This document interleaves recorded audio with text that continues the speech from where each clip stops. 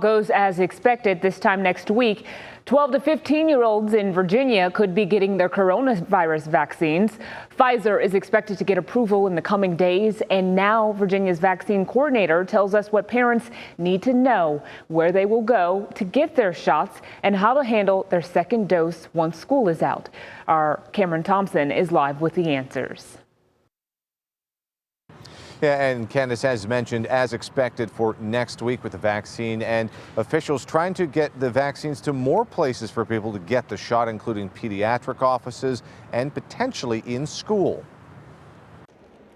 And so I think it's realistic that really by Thursday or Friday of next week. State Vaccine Coordinator Dr. Danny Avula on the likely timeline for Pfizer's COVID-19 vaccine to get approval for 12 to 15-year-olds. With over 400,000 Virginians in that age group, Avula says while they can go to any place already offering the vaccine, they're looking at more, such as approving pediatric offices. We're about 170 total. He says because Pfizer needs ultra-cold storage and comes in large shipments, the plan is to hub them at independent and state pharmacies. Most practices at this point probably only need 20 to 50 doses a week. He says they're also looking at vaccinations at schools, but says nothing is set in stone. In the ideal scenario is that we are able to do school-based vaccinations with that 3-week interval before kids actually go home for the summer. Avula says if that isn't possible, they'll still do first doses at schools and work to coordinate second doses off-site. Meanwhile, Richmond and Henrico nurse manager Amy Popovich adds parents of rising 7th graders